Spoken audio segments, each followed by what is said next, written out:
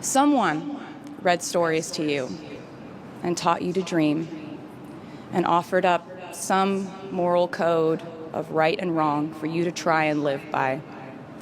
Someone tried their best to explain every concept in this insanely complex world to the child that was you as you asked a bazillion questions like, how does the moon work? And why can we eat salad but not grass?